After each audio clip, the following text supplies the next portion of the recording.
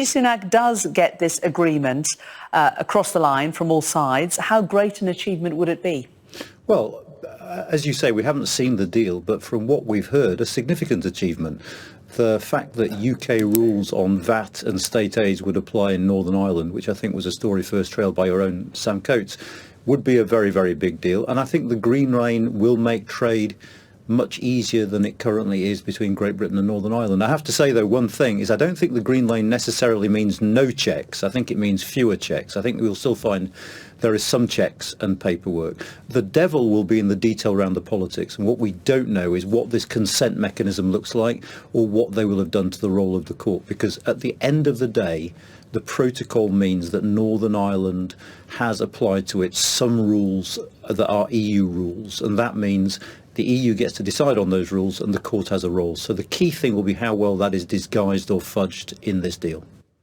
But also, if there are those in Northern Ireland who would also argue against the DUP, that actually having some element of EU control/access is also beneficial for some people in Northern Ireland. Some would see it as the best of both worlds. Oh, absolutely. I mean, for many businesses in Northern Ireland, this is precisely the best of both worlds. Northern Ireland is the only territory in Europe that benefits from free access to both the UK and the EU markets. So if you're a trader, then actually there are many benefits to be had from this protocol. And you see this in what businesses in Northern Ireland are saying. But it's the politics, as ever, that's tricky, because for some unionists, the fact of having any checks at all between Great Britain and Northern Ireland represents a weakening of the union, a potential step towards an all-Ireland economy, and that trumps concerns about volumes of trade.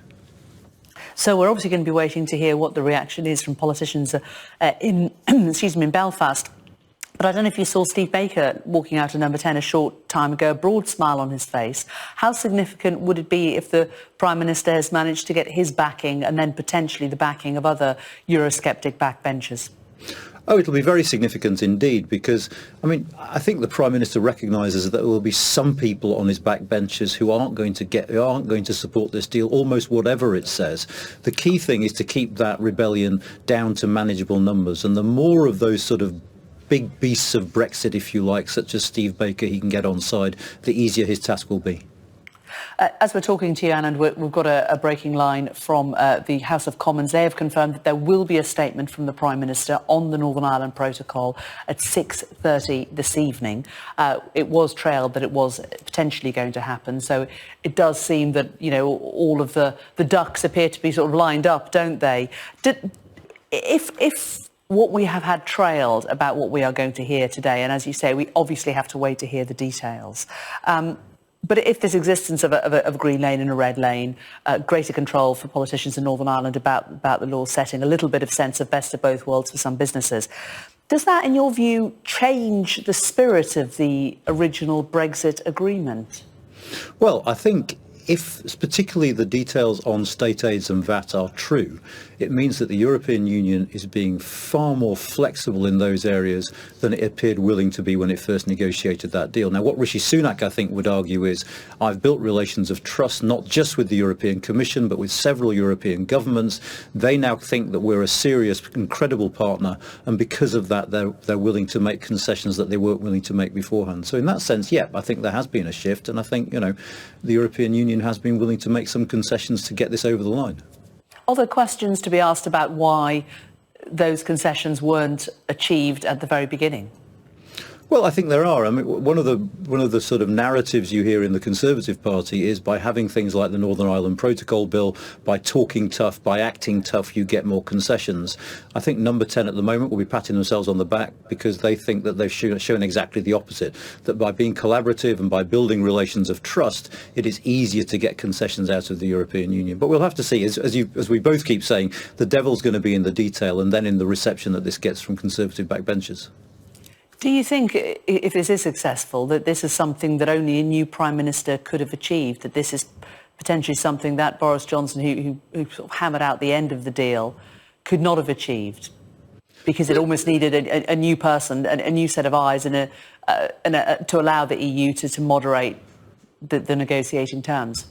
I mean, to an extent, yes. I think, the moment that Boris Johnson, as a newish Prime Minister, started publicly saying the deal I've just signed means that no one has to do any paperwork, no one has to fill in any forms, I think was the moment that trust on the EU side eroded. And there started to be a fear that here was a Prime Minister who wouldn't even keep to the terms of the deal that he himself had signed. So in that sense, having a new person at the helm, someone who doesn't have that track record is more helpful. But I think if you asked an EU official, what they say is what we needed, and it didn't matter who it was, is someone who is realistic and honest, someone who recognises that there's going to be some paperwork involved in this, but is willing to work with us to minimise that in a spirit of mutual good faith and trust.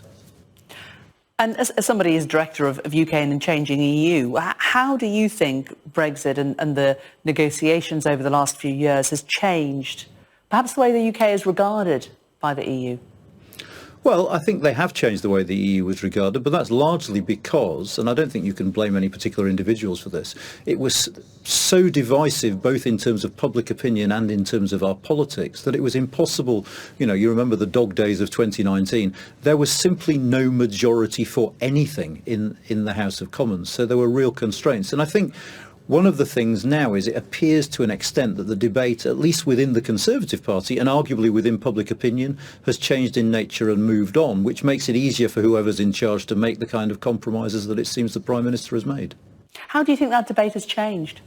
Well, I think it's changed in several ways. Within the Conservative Party, my suspicion, and it's just a suspicion, is, we've seen a change from the halcyon days of the European Research Group when they could rustle up 80 to 100 votes. That'll be far fewer because many MPs have moved on. They've got other concerns. It might be tax, it might be net zero, it might be relations with China, or it might simply be that they're bored of talking about Brexit. So the parliamentary debate has moved. And in terms of public opinion, you've seen a shift with more people now saying Brexit was the wrong decision rather than a right decision, more people than ever saying that Brexit has had negative economic consequences.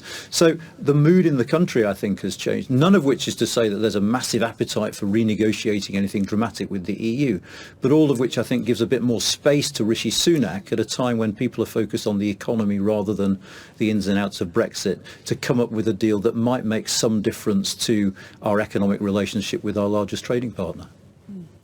Professor Anand Menon, Director of UK in a Changing Europe. Good to talk to you. Thanks a lot. Thank you. And just to